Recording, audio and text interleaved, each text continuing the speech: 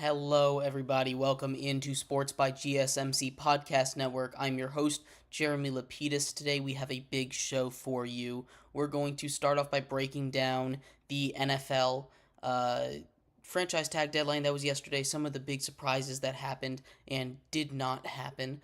We're going to cover the NBA MVP race a little bit in segment 2. Segment 3, we are going to be talking about what NIL and the transfer portal could spell for the NCAA. And in segment 4, we are going to continue our coverage on the NHL trade deadline. There were a bunch of massive trades today, including a big player in Vladimir Tarasenko. We are going to talk about those trades as the hockey trade deadline wraps up on Friday. But before we get into it, remember that if you'd like to be an even bigger part of the show than you already are, all you need to do is go to gsmcpodcast.net. Again, that link is gsmcpodcast.net to leave a tip or donation. Your message will pop up on the screen there for everyone to see. We'll have a little discussion about it. We appreciate anything that you guys do give. Again, one more time, that link is gsmcpodcast.net. Like I was saying, we're going to start off our show with the big story from yesterday. That being the NFL franchise tag deadline hitting. For those who don't know, it is the first major deadline of the NFL offseason. It is the first deadline. The way this deadline works is it is the deadline to, as it says, tag those franchise players. After March 5th, there is no one that can be franchise tagged anymore. That doesn't mean that players that have been designated for the franchise tag cannot sign long-term contracts. All it means is that nobody else and no teams can use their franchise tag anymore. So there were a couple big surprises, and we kind of touched on it a little bit yesterday, but I wanted to go more in depth into some of these.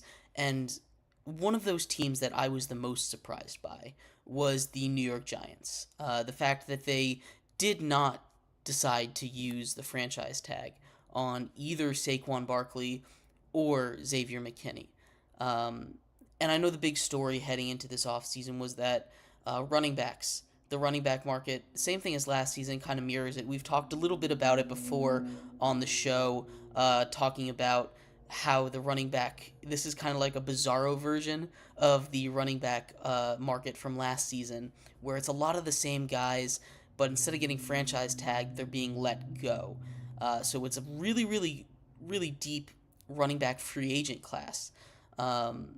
And that's only bolstered by, in my opinion, the second best running back in the league, or definitely top 5. He's definitely up there. Saquon Barkley. He becomes the best running back in that class, and probably the only running back in that class that's worth paying. Not to say that these other guys like Josh Jacobs and Tony Pollard and Derrick Henry aren't worth paying, but Tony Pollard, we saw him as the lead guy in the last season with the Cowboys. We saw how that went. It wasn't great. The Cowboys had a great team. They had a great offensive line. They had a great quarterback. They had a great offense. They had a great defense. But Tony Pollard just wasn't getting it done. And if he couldn't get it done in that circumstance, I don't think it's going to really be worth paying him long term. Josh Jacobs, he led the league in rushing 2 seasons ago, and he kind of had a poor season. Injuries derailed it. That is the question with him long-term, injuries. And Derrick Henry is just kind of getting old. He still is a very effective runner. He still is one of the best running backs in all of football, but he's over 30 now. He finished up his second contract already. This will be his third contract. You don't see many running backs survive 3 contracts in the NFL. Not since the great Frank Gore. Have you seen a guy that's been good 3 contracts in? You know? I guess that's not true. There's Adrian Peterson played more recently than Frank Gore. He was up there. But those guys were freaks. Not to say that Derrick Henry isn't. He's still worth paying. I think there's two running backs in this class that I would be comfortable paying, and that's Saquon Barkley and Derrick Henry. Now, I would pay Saquon Barkley more just because he's a little younger. He is more versatile out of the backfield in the receiving game. And if you see what he had to do on the Giants last season, he is a really good blocker, a really good pass protector. That's one of the most underrated parts of his game is his pass protection.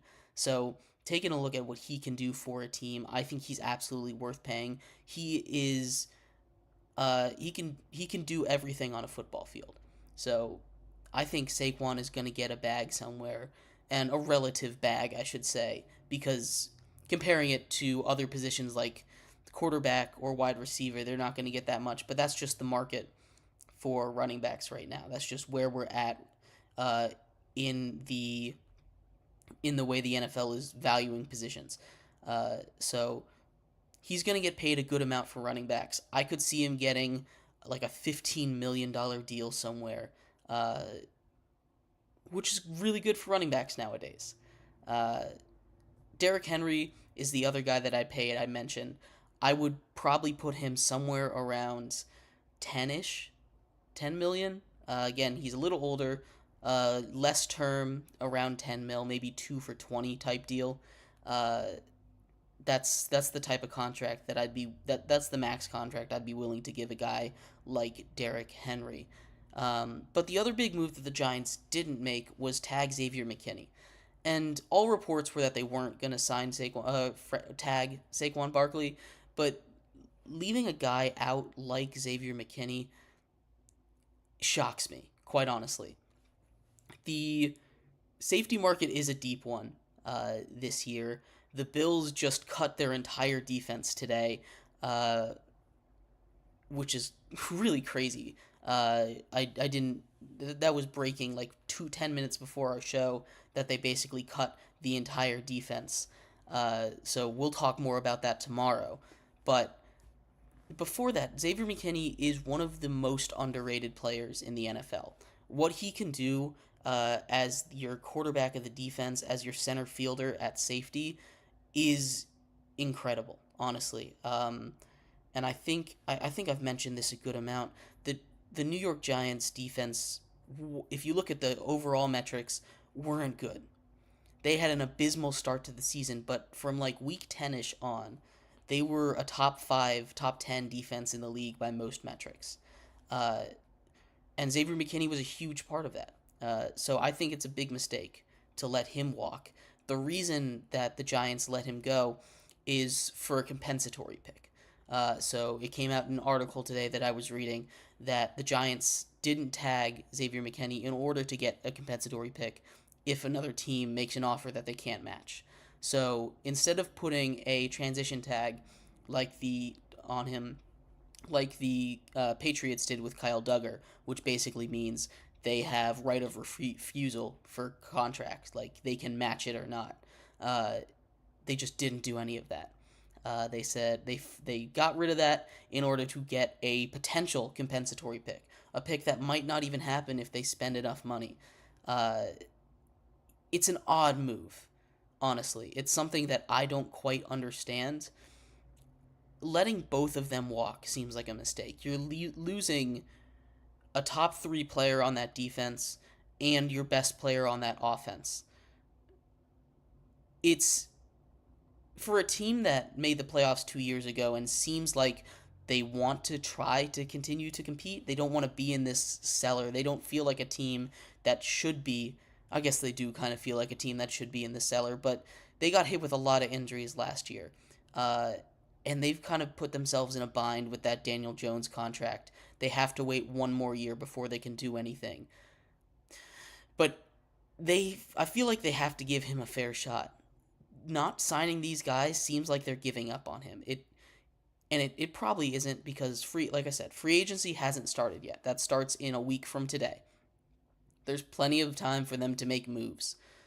But it feels like they're kind of giving up on the next season already. Uh, which is not the kind of feeling you want to have as a fan of a team. That's the offseason should give you hope. You should be hopeful through the end of the draft. if your team is doing things right. Because if your team drafts well and just doesn't completely mess up the offseason, being a fan gives you that hope that they've got these guys, they can compete, they're getting better. But it feels kind of hopeless as a Giants fan. It feels like they've already given up on the season, and that is not where you want to be as a franchise. Outside of the Giants, the Dolphins did not franchise tag Christian Wilkins. Christian Wilkins, their defensive tackle, uh, he is again going to be a major piece in the free agency puzzle. He is expected to command about $20 million average annual value on his contract. He is going to attempt to reset the market. I don't think he will reset the market, um, but some team might do it. The Cardinals are one of those teams that are out there looking for really anything on defense, and getting a big guy in the middle that can stuff the run and get pressure on the passer in Christian Wilkins, it's tough to do both, especially with those defensive tackles that size. They might go out and give him that record-breaking contract. I believe right now the record contract is held by Dexter Lawrence of the Giants. If not, it's Daron Payne with the Commanders. It's one of those two. One of them just passed the other last season. I forget which one, but it was like a 4-year, $97 million deal for those guys. So I don't think he will quite reset the market, but he's going to be up there. He's going to be in the top 5 paid of the position. He's very, very good, and he deserves to get paid. The Dolphins still might bring him back. They don't quite have the cap space to do it. If they're signing a lot of the other guys they have back. Obviously, they're still in contract talks with Tua, but Christian Wilkins being on the market, Xavier McKinney being on the market, the safety market this season, especially this offseason, is going to be really interesting to watch. I mentioned Xavier McKinney already, but Kyle Duggar as well from the Patriots, who had a transition tag, he's not off the market. There's the safety duo. Like I said, the Bills cut their entire defense. The safety duo of Jordan Poyer and Micah Hyde, as well as Tre'Davious White. I'm baffled by what they're doing over there, and we'll break more of that down when I have time to look into it tomorrow. But there's a lot of hot, big name safeties out there. A lot of guys that are still in their prime. I'm curious what the safety market is going to look like in the offseason. I'd love to hear your guys' thoughts on this. What do you think the safety market's going to look like? Which one of these guys is going to get the biggest contract? My money's on Xavier McKinney. He's a little younger than Jordan Poyer and Micah Hyde, and Kyle Duggar has that transition tag, so teams are going to be a little less gung-ho on signing him, I would say. But yeah, in our next segment coming up, we are going to transition into the NBA, talk about some of the NBA race, MVP race, excuse me, and how it's developing, who currently has the lead, and what the cases are for the top 5 candidates, as well as a couple surprise candidates. Thank you so much, everyone, for sticking around through this first segment on Sports by GSMC Podcast Network. We will be right back. I feel like I'm losing my mind. Is everybody in the world blind? Please, Lord, give me a sign, a sign. I feel like I'm losing my mind. Is everybody in the world blind? Please, Lord, give me a sign, a sign. I wanna be the greatest. Everybody on the fake shit. I look around and feel like everybody is the fakest. I make this every day and I'm impatient, hoping one day I blow up from the basement. Statement, the top is so vacant. I don't need shit that I think is amazing. Waiting for my day when I'm playing sold out shows for 1,000 faces. Hey, give me that crown, get in my way and to be put down. It ain't your place, all this my town. If I want that shit, then I'll get it right now. I'm losing it, the noose it fits. I'm losing shit, a stupid myth. You choose to live or choose to dip. You choose to fight or lose your grip and lose a gift. Oh, I feel like I'm losing my mind. Is everybody in the world blind? Please, Lord, give me a sign, a sign.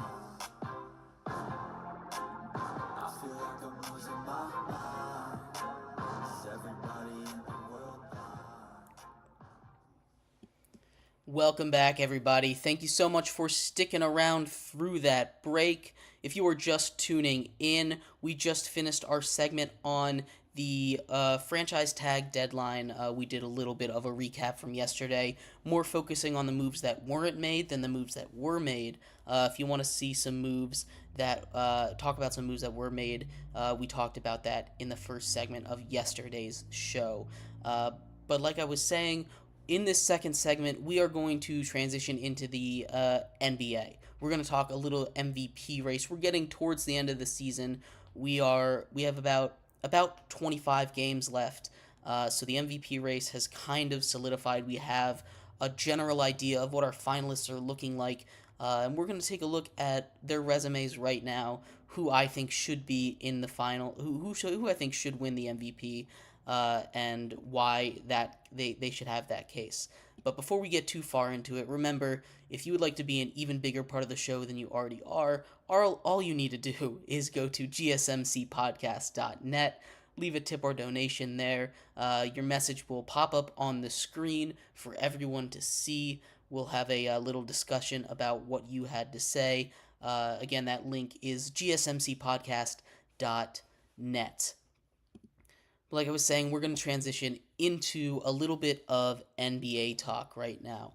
The MVP race is heating up. There's been a bunch of, I guess you could call it lead changes. The beginning of the season, you had your favorites from last year in Jokic and Embiid. Embiid has officially missed enough games that he is no longer in qualification for the MVP award or any other awards this season. So he has been taken off of the list. But let's start there with Jokic. Jokic still sits comfortably as the odds-on favorite to be the MVP. This would be his third MVP in 4 years. You look at his numbers, he's averaging 25, 12, and 9. This is the second or third year in a row where he's less than an assist away from averaging a triple-double. He has never averaged a triple-double in his career, but he's been so close. He was at 9.8, I believe, one of those years. And he continues to be one of if not the best player in the world. I think he's the best player in the world right now. He started off a little slow, but he has pushed his way back into the top of these discussions with some incredible performances. We talked about how close he is to averaging a triple-double, and Jokic has 4 straight triple-doubles heading into he had 4 straight at the beginning of last week. He is there's only 2 players. He joined Westbrook. Him and Westbrook are the only 2 players to have 4 triple-doubles before the fourth quarter 4 times in a row. So he is a triple-double machine. He is on pace to become the all-time triple-double leader. He'll probably pass that, if not next season, then 2 seasons from now, definitely. And depending on how much Russell Westbrook slows down, he might even be the first to 200. It's going to be real close with that. I don't think that'll happen. I think Westbrook will get 1 or 2 more before Jokic gets 70 more. But that is a whole nother conversation. If we are looking at the MVP standings right now, Jokic is at the top. The other big competition for Jokic right now, some young guys. Shai Gilgeous-Alexander, averaging 31, 5, and 6 on the number 1 seed in the West. A young Thunder team that is surpassing all expectations. They have a great young core with Shai Gilgeous-Alexander, Chet Holmgren, who is in his own battle that he is basically lost at this point, with Victor Wembanyama for Rookie of the Year. That's an electric battle. And Shai is up here trying to get the MVP. He is the league leader in 30-point outings. He has 44 of them. 44 games where he has scored more than 30 points. He's averaging 31. That's an insane scoring output on a team that has been really, really incredible on the offensive end of the floor.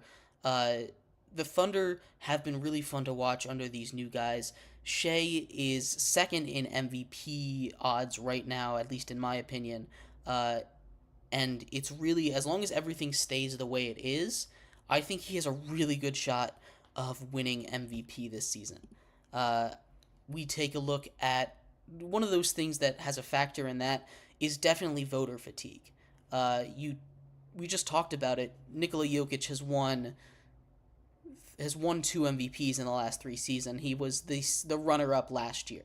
Nikola Jokic has won so many awards so often, so recently, that voter fatigue is a thing. And it's in every sport, it's just part of awards.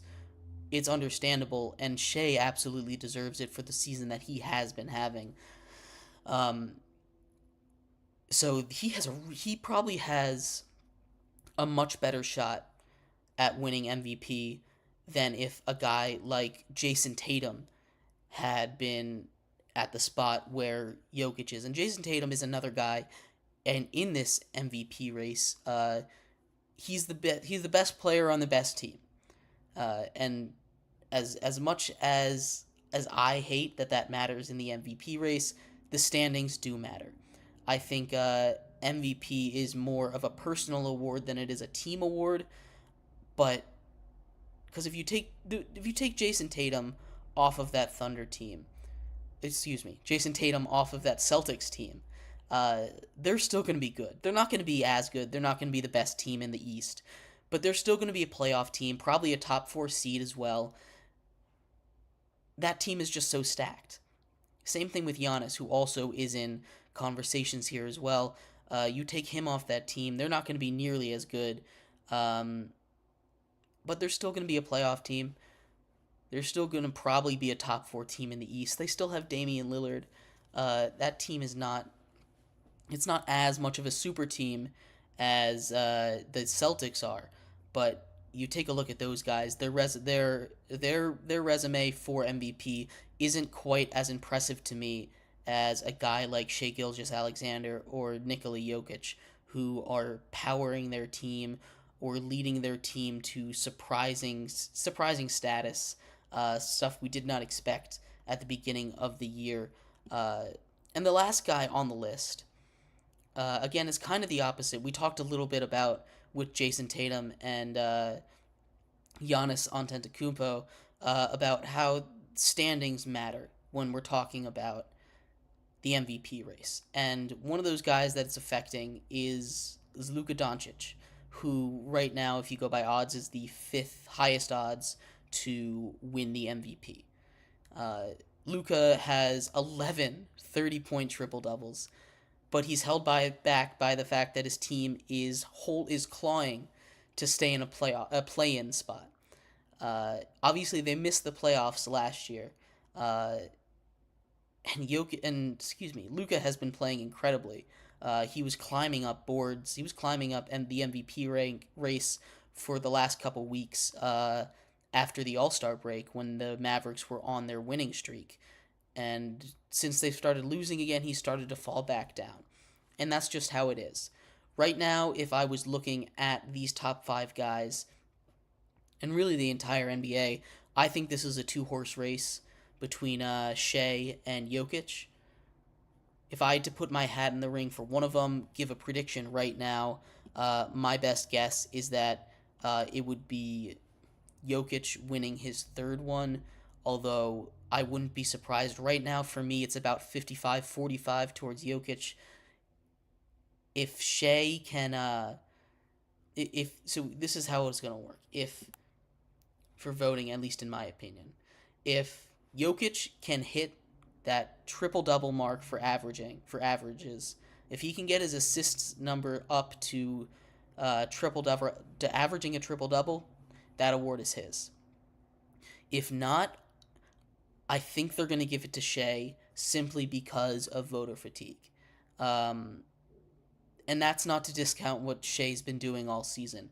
That is not to discount at all the incredible play that he has done and the job he has done to turn the Thunder into the number one seed in the West. It's so much fun to watch that team. I think he deserves it. But voter fatigue is going to play a huge role. and if he wins that MVP award. Uh, that Thunder team, they're going to keep winning. This really does feel like a two-horse race. There are some dark horse candidates though. There were some conversations earlier in the season, about LeBron James being in the MVP race, and I just wanted to throw his name in there. Not because I think he's going to win it, because of how insane it is to me that he's still arguably top 10 in MVP voting right now. At 39 years old, after doing it for 20 years, it's insane to me that he is that high up in the MVP conversation. Uh, and we talk about how amazing LeBron is all the time because of his longevity. He just hit 40,000 points. We talked about that a bunch. Uh, it's one of those things that is just incredible.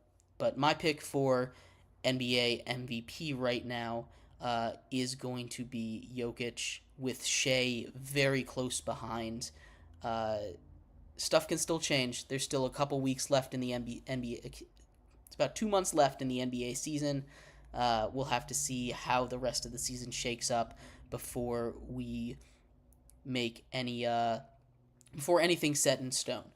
Uh, but in our next segment, we are going to transition out of the NBA and move back into college sports. Uh, there's been some recent developments that have to do with the NCAA, and it really amplifies how it's losing its power, uh, and how this might change the face of college sports forever. We'll talk a lot about that coming up next. Uh, Stick around on Sports by GSMC Podcast Network. We'll be right back.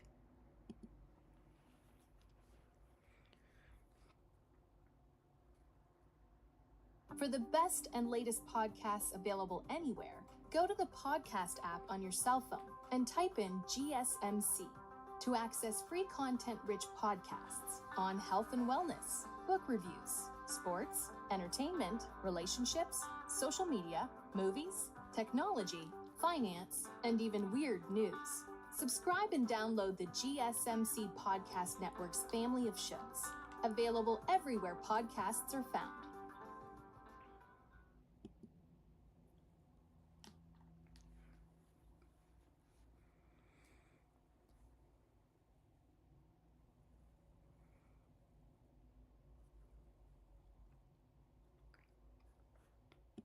Welcome back, everybody. Thank you so much for sticking with me through that break. If you are just tuning in our first segment, we did a little deep dive into the players that were let walk after the franchise tag deadline in the NFL, what that might mean for their teams and their position groups as a whole as we enter free agency. We, in our second segment, just finished talking about the NBA MVP race, the leaders, why they have a case, and who I think is going to win it. In this third segment, like I was talking about, we are going to answer the question, is this the end of amateurism in college sports? We're going to talk about what is going on with the NCAA halfway behind closed doors, how they're kind of being bullied and pushed around by some of their conferences. But before we get into that, remember that if you want to be an even bigger part of the show than you already are, all you need to do is go to gsmcpodcast.net, leave a tip or donation. Your message will pop up on the bottom of the screen. We'll have a little discussion about what you said, for everyone that is watching to see. Again, that link is gsmcpodcast.net. We appreciate you donating. But let's get right into it. Is this the end of amateurism? And specifically, and more specifically, I guess, is this the end of the NCAA? The NCAA, for just about 30 years now, has been slowly losing its grip on college sports. Now, it was a bunch of small things that have turned into an avalanche of unimaginable proportions, coming at the NCAA, threatening to bury it forever. You take a look at the strong arming, especially in football, that the Big Ten and the SEC have been doing. You take a look. We talked about this when it first came out. The kind of PR look that it has when the SEC and the Big Ten basically demand that we get special treatment. And I guess the other power conferences can get a little bit of that too. In that 14-team playoff proposal, with them getting 3 spots and the other 2 power conferences getting 2, the original proposal was for them to get 4 each. And the NCAA compromised by making it 3. I think the original proposal from them that they were trying to force on the NCAA was each of them get 4, the ACC and Big 12 each get 1, and the in the group of 5 gets 1 as well. Not really a great look for the NCAA having to kind of bow down to them like that. It's kind of scary a little bit. I personally can't remember a time when a sports organization as big as the NCAA feels like it's on the verge of collapse. And a lot of this has to do with the absolute wave of change that has come with the landmark ruling about NIL and the transfer portal being such a huge part of the game out of nowhere, really. The NIL ruling has, I guess, made it so that schools can kind of treat their sports like a business. Treat these guys more like guys. They can pay them now. And actually, in Dartmouth yesterday, the basketball team decided to unionize. It was ruled by the board up in Massachusetts that they were employees. They were able to get paid. They were employees there. They were employed by the school, and that could be a big decision. Now, nothing's finalized. They just voted to start a union. Nothing has been put into place. There's still countersuits that have been done, that can be done about this, but it kind of opens the door a little bit, cracks it open even more. The big ruling, the NCAA continues to lose in court over NIL. They're no longer allowed to suspend people over NIL mishandlings. With the court case with Tennessee and Virginia that they lost recently, it's really crumbling down very quickly. And The Athletic put out a very nice article, a really well put together piece chronicling the kind of the fall of the NCAA. It kind of, to me, feels like a country is falling when I'm looking at the NCAA. I'm trying to picture what it's going to be like. I in my mind honestly cannot fathom what the landscape of college sports will look like without the NCAA. And the way that it's going, I feel like the NCAA won't be around much longer. But like I was saying, the Athletic put out this really nice piece, kind of chronicling the timeline of the NCAA slowly losing its power, and it goes all the way back to about 30 years ago, when they suspended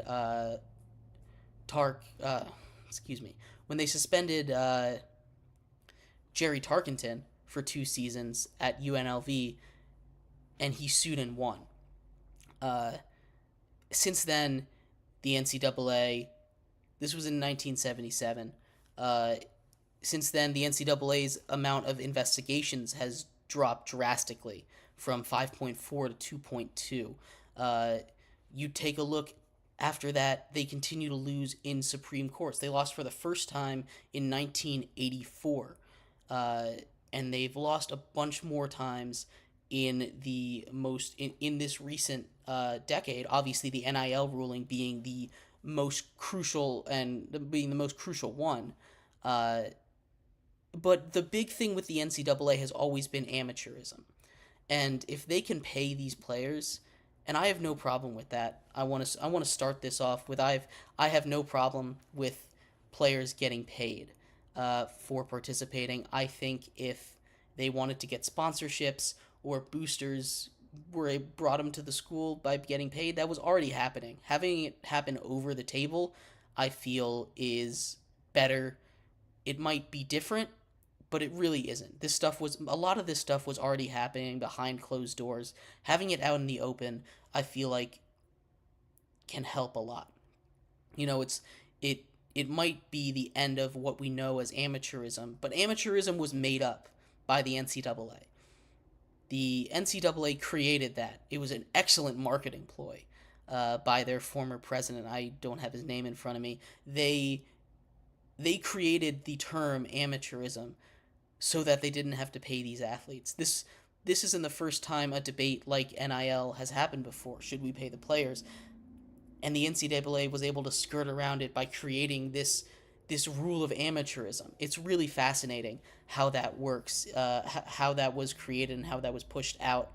I don't have an article for that, but I did read that a couple years ago. So go look at that. Do some research into that.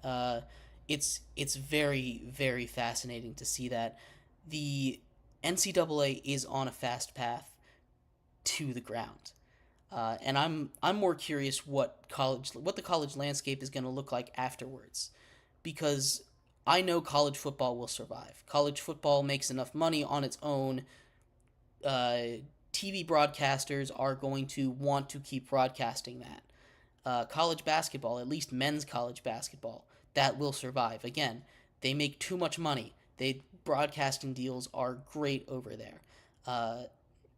But when we get to the non-revenue sports, even a sport like women's basketball, a sport that I am 90% sure could survive the fall of the NCAA, I'm not 100% sure about that. There's a lot that goes into women's college basketball, but it's not quite as popular as those two sports, and it's not there's no guarantee that it would survive the fall. In sports like swim and dive or lacrosse or even softball or baseball maybe might not survive the fall of the NCAA. These sports that are so scarcely nationally televised, it's not great for these sports and these athletes. Now, my best guess of what's going to happen is the NIL is going to come around. They're going to they're not going to pay every player. The way that I read NIL and the way that I would support NIL is allow these players to get endorsements. You know, it's not like you're giving them a salary.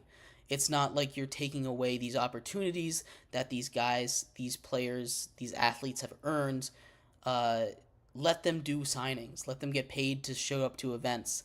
Let them do commercials and get paid to do that stuff.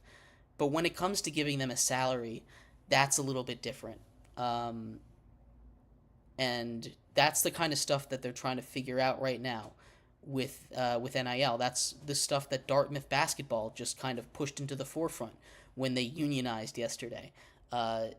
Should they be salaried employees?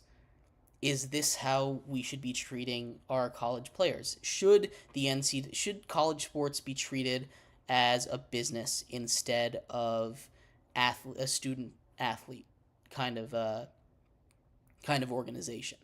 I think right now the SEC, at least college football, at the very least, is going to break away from the NCAA. Do I think the NCAA can survive college football going away and creating their own league? I do. I do think they can survive that, but I wouldn't be shocked if something like that happened and then slowly that's just the first step. If college football goes with the SEC and the Big Ten, and quite honestly, they'd probably take a bunch of schools from all the power conferences. Uh, so let's just assume that they take all the power conferences in football, and the NCAA is left with the Group of Five and the FCS. The NCAA can survive that. They'll just make the Group of Five the Power Five, and the FCS uh, will disappear and be swallowed into the FBS. Is most likely what would happen. Uh, but when it the interesting part about that is sports outside of football, sports like basketball, how that would react with would the SEC only take football or would they and keep the rest in basketball? How would that relationship stay? Uh, it's one of those things that we're about to hit a crossroads with this, and I don't think the landscape of college sports is ever going to be this unified again. This era in is this era of unification in college sports is coming to an end, in my opinion, unless something drastic changes. NIL and the transfer portal has made it more into a professional league than it ever has before. These players are practically free agents. Uh, you can give them basically contracts to go to other schools and play sports for you. It's it's really interesting the turn that it's has made. But heading into our fourth and final segment, we are going to break down some of the massive trades that have been going on in the in the NHL, with the trade deadline rapidly approaching just 2 days from now. On Friday, there were a bunch of big trades made today and last night. We are going to break all those down, so stick around. We will be right back on Sports by GSMC Podcast Network.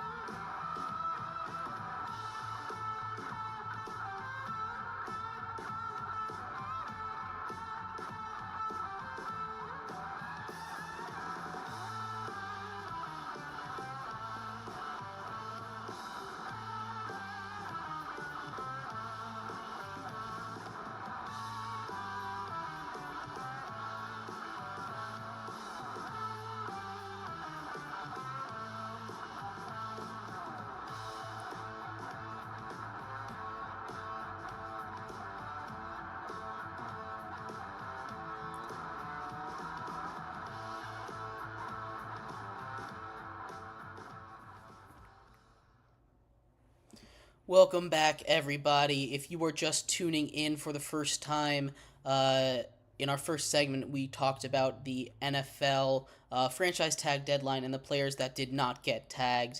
If you want to talk, we talked about the players that did get tagged in yesterday's episode.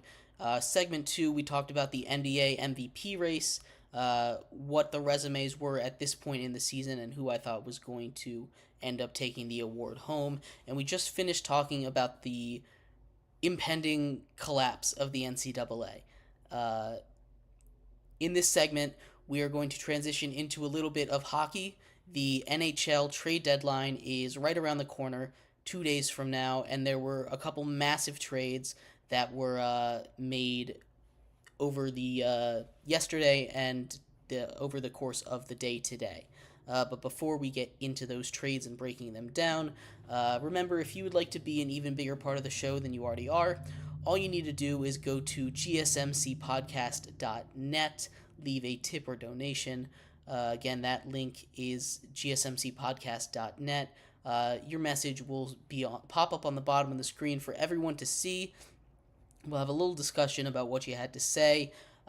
We appreciate everything that you do give. Again, that link is gsmcpodcast.net. But like I was saying, we are going to talk about the NHL trade deadline. And I want to start with the trade that happened yesterday, that being the Capitals and Vegas Golden Knights trading for Anthony Mantha. So Anthony Mantha from the Capitals to the Vegas Golden Knights for 2 picks. It was a 2024 second round pick and a 2026 fourth round pick.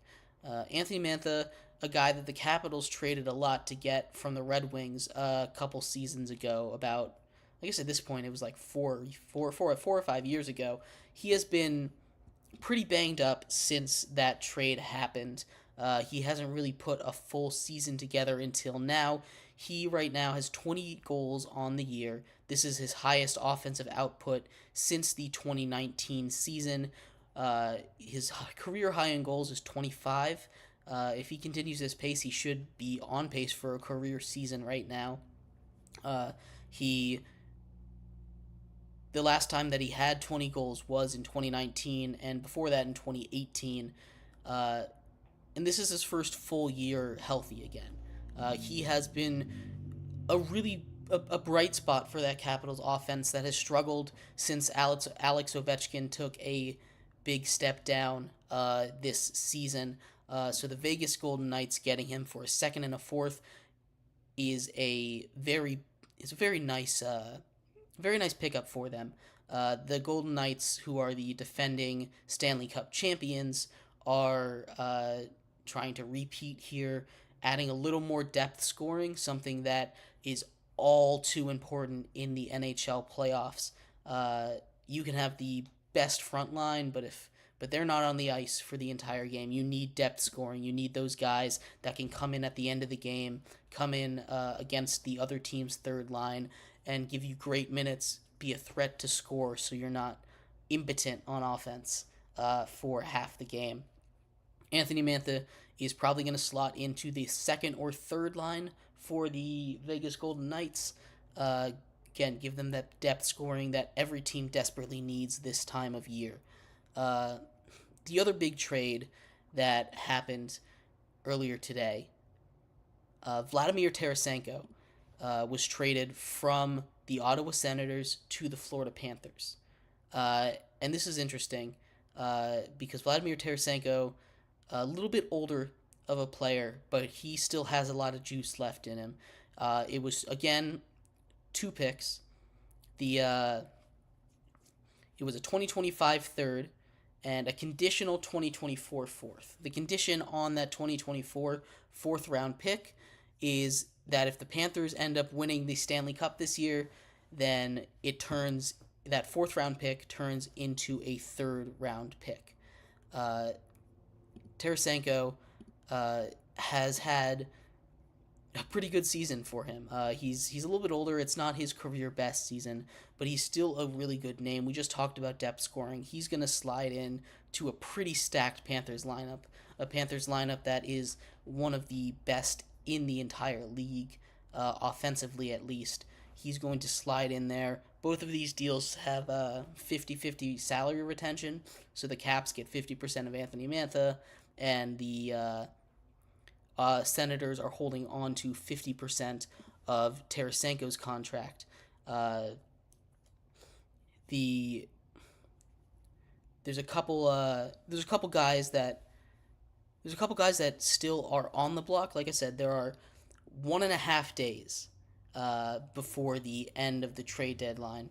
A couple guys that might get traded, but we're looking at guys like Jake Gensel from the Penguins. Again, an older guy. The Penguins are not really in position to compete anymore.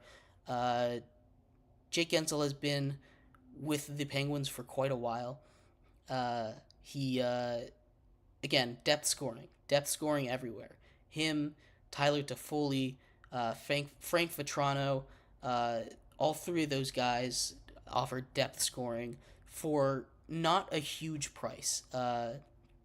Now, it's not going to be cheap. We're not going to get these. You're probably going to have to give up a second or third round pick for a lot of these guys. Maybe a second pick later on, like we've been seeing in a lot of these deals. But there's a lot of stuff left for the trade deadline to happen. In fact, just about, here we go. We just have a new trade that's just coming in. Alex Winberg being traded to the Rangers from the Kraken. He's going to slot in. Again, all of this is depth scoring. These are teams that are gearing up for the playoffs, getting depth scoring. There are two things that are important in hockey playoffs, and that is depth scoring and goaltending. And a lot of these, trading for goaltenders is going to take a lot. There's only really one goaltender theoretically on the market, that being Jacob Markstrom of the Flames, but there hasn't been too many talks around him outside of going to the Devils, and the Devils just fired their head coach, so they are not going to be buyers at the deadline. They're definitely going to be sellers there. Tyler Toffoli is one of those guys that they might sell, but the Rangers go and they get a third-line center in Alex Wenberg. They desperately needed some center depth. They've got top two centers, but they're not done. The Rangers are close. They have one of the best goalies in the league. Like I said, the recipe for winning a Stanley Cup is goaltending. They've got that. Check mark. Igor Shesterkin is one of the best goalies in the entire world, arguably the best. And then the other is depth scoring, and they're going to go out and they're going to fill that out. They might go out and get Jake Gensel or Frank Vetrano. So they gave up. It wasn't too big of a package for it. Again, it was a 50% retention of the contract for the Kraken. So it's gonna be an interesting stretch. We'll do a whole recap of the entire trade deadline, but there were two breaking trades overnight and today that I thought we should talk about before the trade deadline is over. I'd love to hear some thoughts. There were a couple guys out there that I still expect to be traded. A guy like the Capitals still trading Max Pacioretty. I know he's a little older, but he's had a pretty solid season for them. The asking price isn't going to be that high, and again, depth scoring out there in the playoffs is hugely important. You go and get a veteran who has playoff experience in Max Pacioretty from a team like the Caps, who aren't really competing for a playoff spot. They technically still have a shot, but they're all but out of gas at this point. So trading him to a team like the Toronto Maple Leafs. Excuse me, I couldn't get that out of my brain. Trading him to a team like the Maple Leafs. The Maple Leafs don't have a lot of assets. They do have one of the best players in hockey in Austin Matthews, but they don't have any depth outside of that first line. So I expect them to make a move, not a big one, but to go out and get some guy on an expiring contract that's aging they can get for cheap to try and make a push in this playoff, because they have to win something soon. They won a playoff series last year, first time in forever.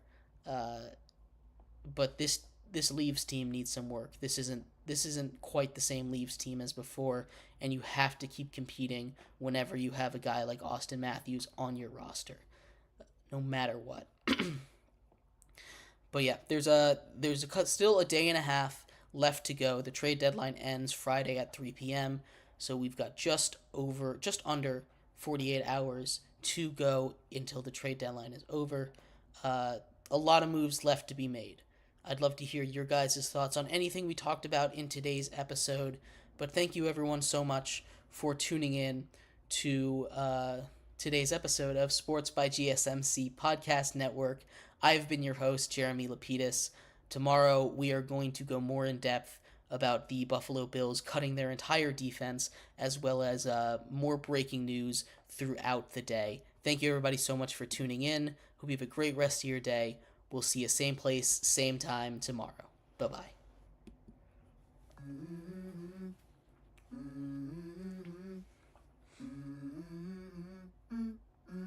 Let's go. I wake up to a little bit of drool on my pillow, feel like it's gonna be a